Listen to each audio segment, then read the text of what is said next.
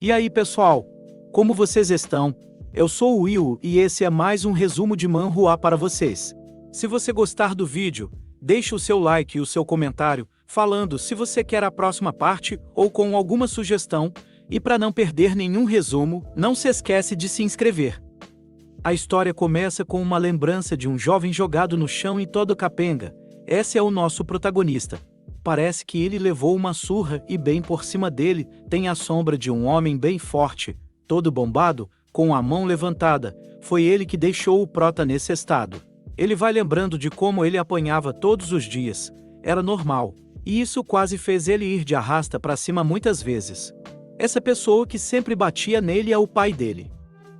A cena muda e vemos o protagonista sendo segurado pelos cabelos, com um alvo desenhado na cara e parece que ele tá com um uniforme. Tem alguém mirando com um elástico para jogar uma moeda na cara dele. Parece que ele é bem fraco. Ele implora para esse cara que tá mirando a moeda só acertar ele como ele normalmente faz. E esse maluco fica tipo, ué? Você vai dar para trás agora? Foi você que disse que precisava de dinheiro. Esse cara é o Kim Sung-wol. Ele foi preso por assédio e sentenciado a 2 anos de prisão. Aí, ele vai lembrando que o protagonista é um pau mandado e que já fez de tudo por dinheiro. Limpou a neve por R$2, esquentou sapatos por 50 centavos, já virou o cachorrinho dele por R$1,50, e agora ele é o alvo humano, por R$4. Essa prisão que ele tá é o centro de detenção juvenil, que só abriga os piores criminosos, com menos de 19 anos, e parece que aqui não é muito diferente de quando ele morava com o pai dele. O valentão que quer praticar tiro ao alvo puxa o elástico com tanta força que ele estoura e a moeda cai longe, bem dentro da privada, aquelas asiáticas que ficam dentro do chão. Ele pede outro elástico, mas parece que ninguém tem, afinal é uma prisão. Faz sentido, e parece que o protagonista tá livre de levar uma moedada na cara. O cara manda ele ir buscar o dinheiro.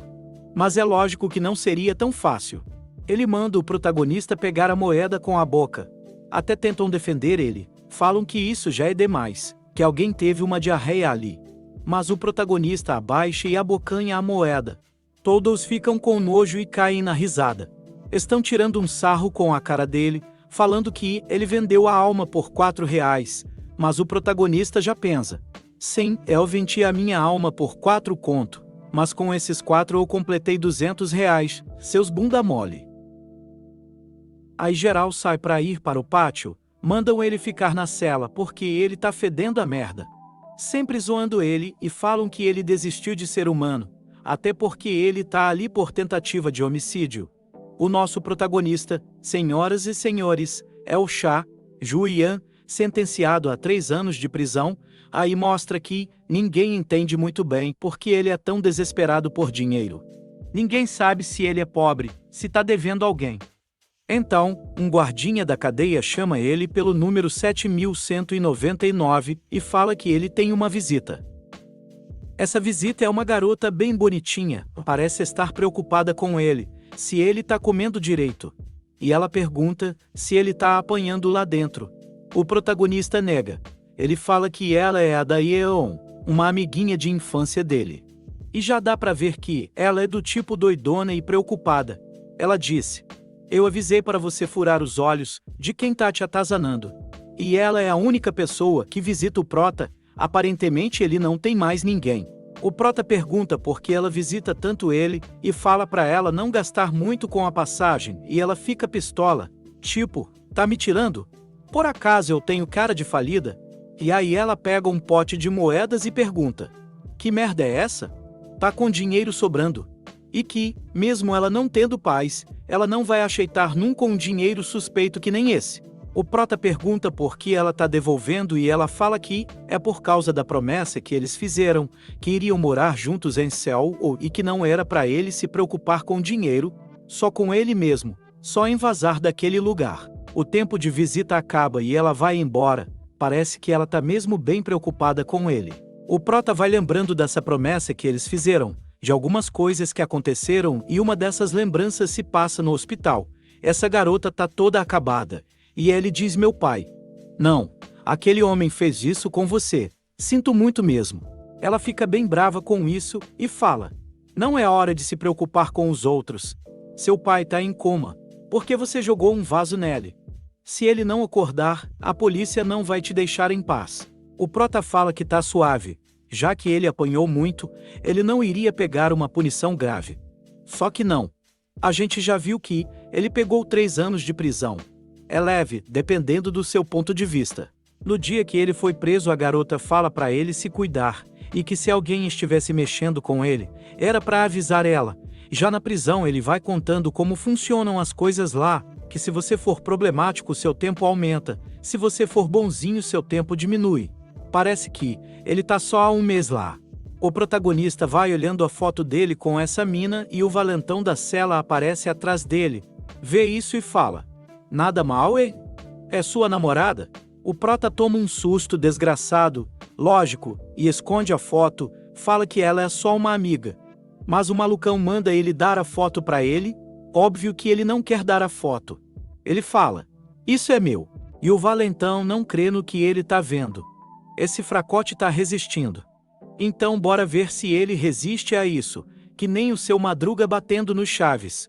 Ele tá quase acertando a porrada na cabeça dele, mas o guardinha abre a porta e diz cela 36, novo inquilino. Vai entrando um cara grandão, cara fechado, e o guardinha só fala pra ele se comportar, que tá de olho nele, e mete o pé. Aí um dos outros prisioneiros fala: eu conheço esse cara, ele que matou 7 delinquentes na nossa escola. Esse cara é o Magian, sentenciado a 20 anos de prisão, pena máxima. O prota fica incrédulo com isso. Como assim esse cara matou 7 pessoas?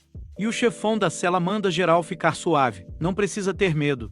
Ele é ruim, mas a gente também é. Bom, eu pessoalmente vejo sim uma diferença, mas tá bom, né? Quem sou eu pra falar? Ele já manda o papo para o novato. Não fica se achando, é melhor tu se comportar direitinho, e estende a mão pra ele. O novato só sai. Não toca na mão dele, é claro que feliz ele não ficou. Ele foi pra cima, o novato bloqueia o soco e vai para contra-ataque. O prota fala que ele é diferente. Tipo, que uma pessoa que matou 7 pessoas é diferente. Mas na real ele não acerta o soco e toma um na cara. É porque ele é ruim de briga ou porque ele desistiu do soco? Vai saber. Só sei que ele é espancado na hora. O chefão já mostra quem manda e fala que não dá pra mexer com ele, que tem uma hierarquia, que ele é o cara que manda. Todo mundo ficou incrédulo. Acharam que ele era o próprio Mike Tyson, mas ele tomou um cacete muito bem dado. Corta pra um tempo depois, acho que na mesma noite, o chefão continua mexendo com o novato, tenta mandar nele e ele não obedece.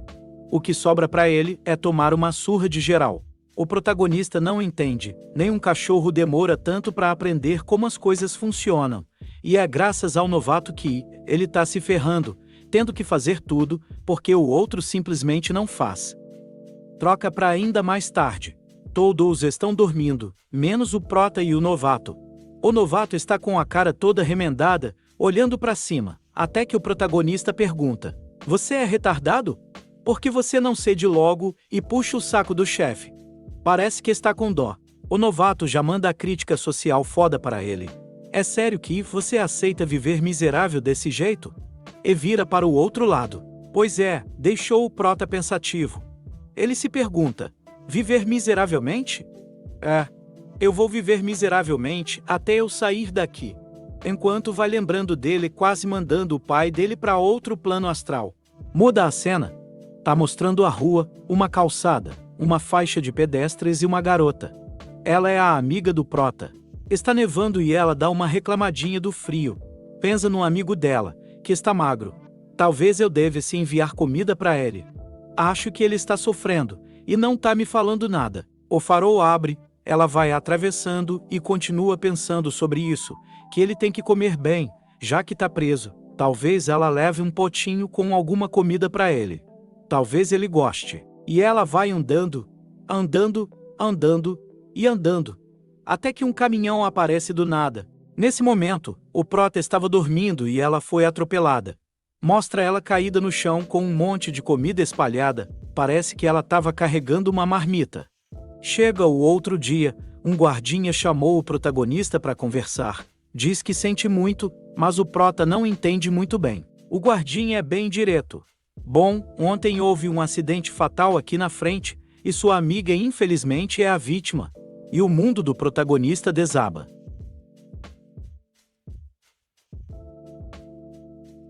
Muda a cena para dentro da cela, o prota está meio de canto, tristão, acabou de perder a pessoa mais importante para ele. E o chefão já grita com ele: "Você tá doido?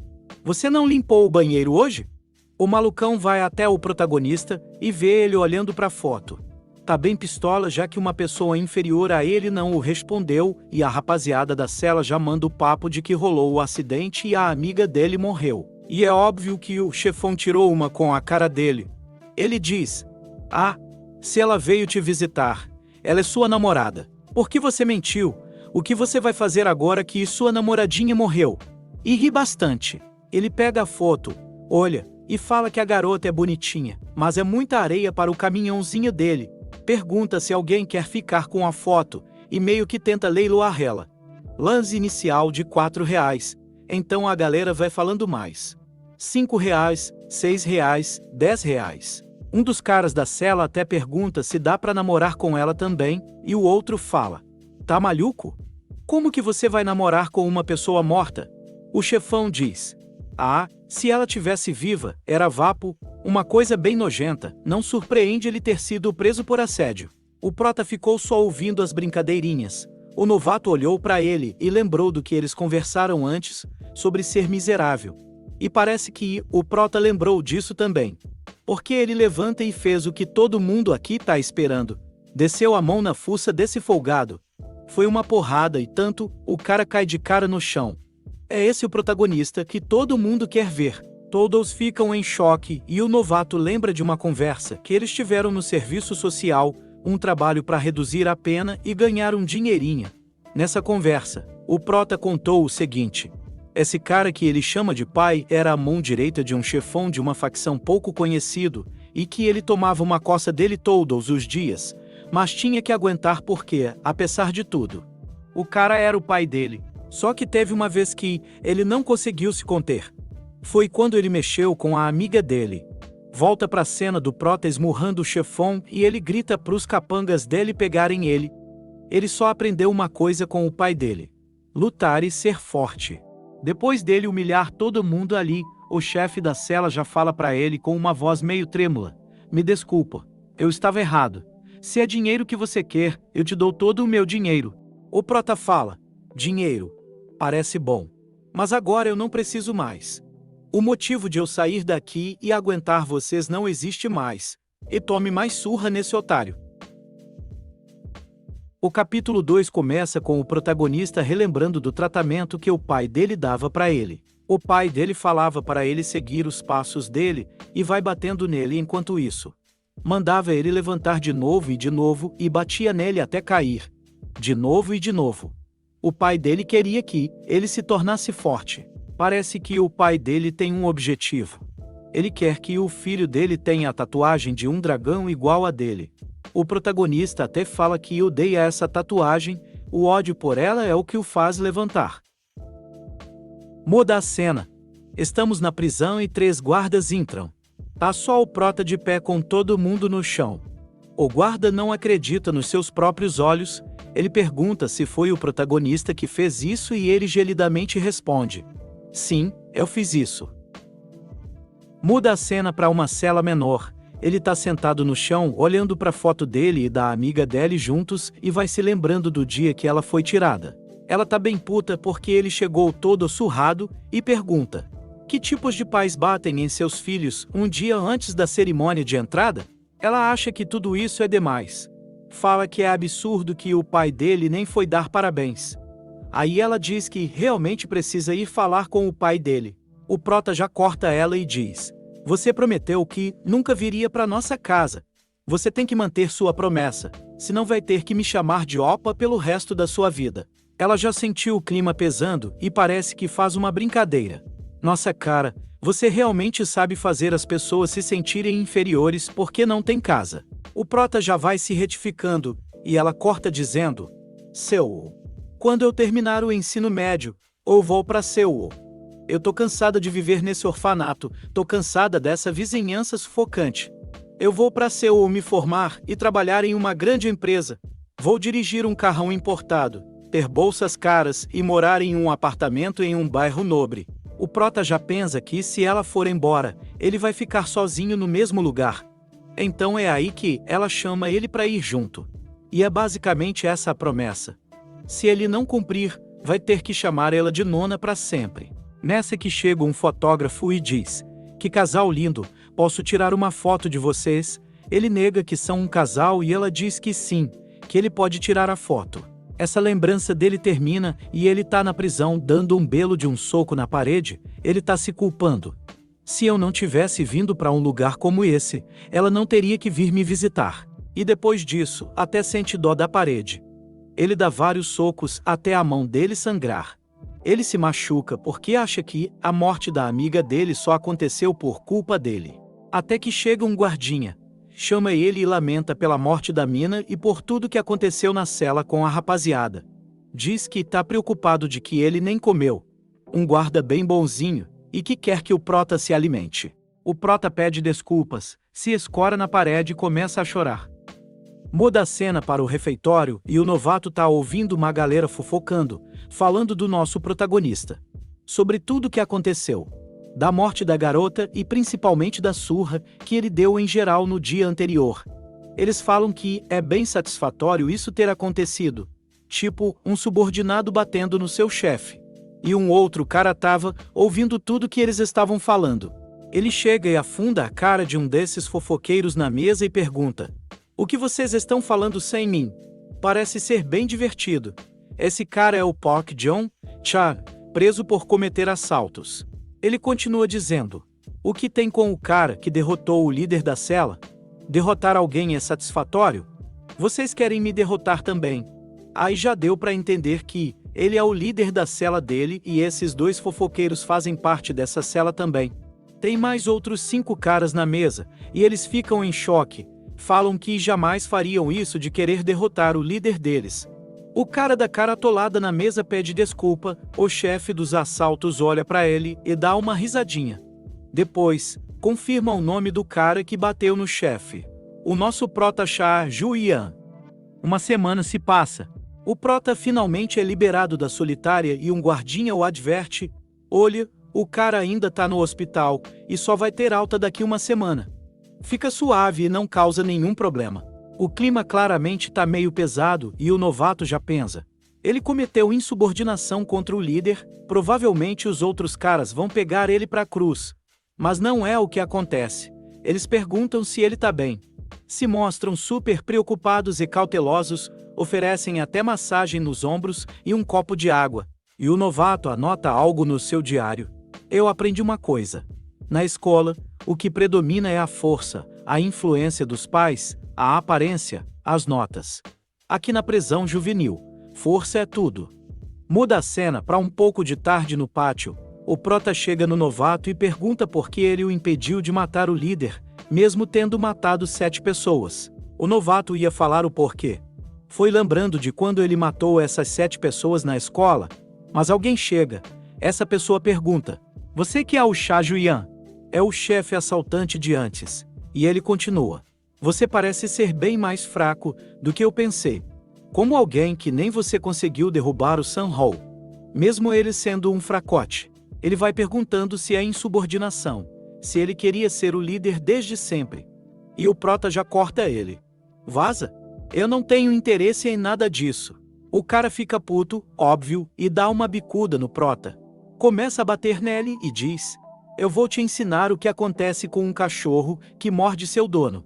Um guarda passa, dá uma tossidinha e ele para. Só que não. O guarda finge que não viu e o cara explica pra ele que os líderes de cela podem lutar o quanto quiser, tudo pra manter a ordem. Essa é a regra daquele lugar. Ele vai batendo e o prota não revida, vai provocando e o prota não revida. Até que ele arregaça as mangas do uniforme e o prota vê uma coisa: a tatuagem de dragão, a mesma que o pai dele tem. O cara segue provocando e finalmente fala da garota. Fala que ele só estava corajoso porque o acidente da amiga dele afetou ele. Aí sim, o protagonista revida com um soco na boca do estômago. Ele vai para trás dele, segurando pelo braço, que tem a tatuagem, e joga a cara dele na grade. O prota vai pisando com força na cabeça desse cara, e fica pedindo para ele repetir o que disse várias vezes, que nem um psicopata. O cara grita com o prota, fala para largar ele e que ele tá ferrado quando ele se soltar.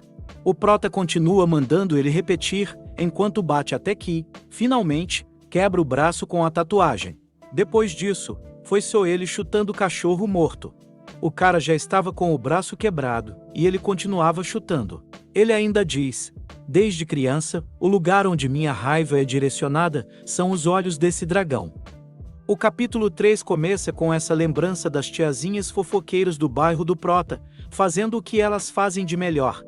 Elas falam que ouviram dizer que o pai dele é um gangster, que parece que ele faz bullying e que ele é uma péssima influência para a vizinhança.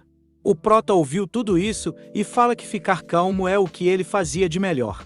Ele chega numa casa, aparentemente a casa dele, e ouve um grito. Ele reconhece essa voz e pensa: não pode ser. Ele entra e pergunta: o que está acontecendo? Ele parece estar muito assustado com o que está vendo. O pai dele em pé, uma mesa revirada e a garota no chão, toda espancada. O pai dele pergunta: ela é sua amiga? O Prota fica desesperado, grita pelo nome dela. O pai dele diz: ela entrou do nada na casa de outra pessoa e começou a fazer comentários desagradáveis. Ela disse que, se eu te tocasse outra vez, seria melhor não ter um pai que nem eu. Então eu dei uma bronquinha nela. O Prota tenta ficar calmo, mas o pai dele fala: avisa ela que se eu ouvir isso de novo, vou mandar ela para onde seu pai e sua mãe estão. Deu a lógica? O Prota pega um vaso de flores no chão e vai para cima do pai dele. Ele espanca esse cara, o seu pai. Muda a cena para o hospital, o pai dele está na cama e um médico diz: é uma pena. Ele está em estado vegetativo. As chances de acordar são mínimas, a não ser que aconteça um milagre. O Prota fica aliviado. Agora acabou. Acaba essa lembrança dele e volta para o pátio da prisão. Juntou uma multidão para ver o que tinha acontecido. Geral já tá chamando ele de doido, falam que ele acabou de sair da solitária e já tá causando. Até que uma voz nos alto-falantes diz que a hora de se exercitar acabou e manda todos eles voltarem para as celas. Corta para uma sala em uma das torres da prisão, com vista para o pátio, e a sombra de alguém pergunta: não tá meio barulhento lá fora? Outro cara nessa sala pega uma xícara de chá e responde: talvez seja porque aqui é o lugar onde várias crianças bem energéticas ficam juntas. Mostra o rosto desse cara do chá, ele tá escoltado, e parece que ele trabalha ali. Ele diz: fico feliz que esteja saudável, aliás. Ouvi que você acabou de sair do hospital. Se alguma coisa acontecer, é só me dizer, vou fazer o possível por você. Esse cara é o Kwon Chang-seok, e ele é o diretor da prisão juvenil. Ele continua dizendo: aliás, quem você veio encontrar? Muda a cena, estamos na cela do Prota. Há um silêncio, e o novato escreve no diário dele: acho que vou compartilhar a mesma cela com um cara absolutamente lunático. Um guardinha aparece e chama pelo 7199. O protagonista diz que ele tem visita. O protagonista fica surpreso, ele não sabe quem é. A mãe dele fugiu quando ele era menor, os parentes dele evitam ele. Quem poderia ser? O guardinha leva ele para a sala do diretor, ao invés da sala de visitas, e o Prota já fica bem desconfiado. Ele entra e o mesmo cara da sombra de antes diz: há quanto tempo? É muito bom te ver cheio de vida, meu filho. O protagonista desaba. Esse homem é Chagandrião, o pai dele. Sentado no sofá e usando uma muleta. Ele está paralisado e o diretor pega no ombro dele e ri. Moleque, você parece surpreso. Tem pouco tempo que ele milagrosamente acordou. É uma benção, não é?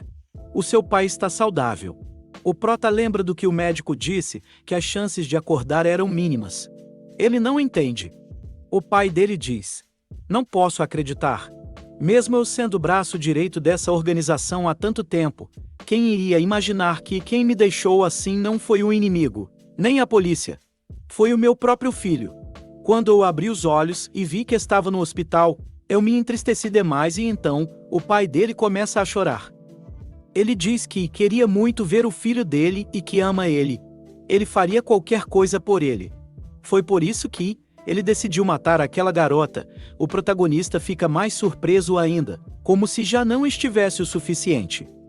Mostra toda a cena do caminhão atropelando ela no chão e pedindo por ajuda, até que ela arregala os olhos ao ver alguém. A pessoa que ela está vendo é o pai do protagonista. Ele diz: "Por que você tá com essa cara de que viu um fantasma? Você não disse que era melhor ele não ter um pai que nem eu?" Isso é o quanto os pais estão dispostos a fazer algo pelos seus filhos. Que arrombado! Ele se retira e diz: "Bom, talvez você não entenda. Afinal, nem pais você tem", para início de conversa. Volta para a cena na sala do diretor, o pai dele diz: "Eu pensei que você era um filho que só podia aguentar calado, mas aquele dia foi a primeira vez que eu te vi agir. A garota foi o gatilho, então eu dei um fim nela. Eu voltei de bem longe só para matar ela, pelo seu bem. A merda já foi feita, o protagonista foi para cima dele, mas os policiais dão tiros com arma de choque nele após o diretor ordenar. O pai dele levanta e diz: "Você quer se vingar me matando? Eu vou te contar o único jeito de me matar. Alguns dos nossos membros estão aqui no reformatório, alguns mal conseguiram tatuagens, mas alguns com certeza vão se tornar peças-chave da organização. Então prove que você é o melhor de todos. Tome o controle dessa prisão juvenil. Se você subir no rank e ganhar reconhecimento, um dia você talvez consiga me derrotar e me superar como o segundo no comando. Se prepare para encarar a organização O Dragão Celestial." Ele ainda diz que, se ele se sair bem, vai conquistar o que ele não conseguiu durante a vida dele. Se o filho dele conseguir fazer isso, a vida dele se tornará completa. Ele vai saindo e diz para cuidarem do filho dele. O diretor diz para ele não se preocupar. Até que um dos policiais sente a corda da arma de choque sendo puxada. O prota consegue se soltar e vai para cima do pai dele de novo. Ele pensa: "Para de falar merda. Eu vou te matar hoje mesmo." E essa foi a primeira parte. Se você chegou até aqui, comenta para eu saber se você quer a próxima parte e me diz o que achou. Vou adorar ler suas opiniões, sugestões e elogios. Não se esquece de se inscrever. Até o próximo vídeo.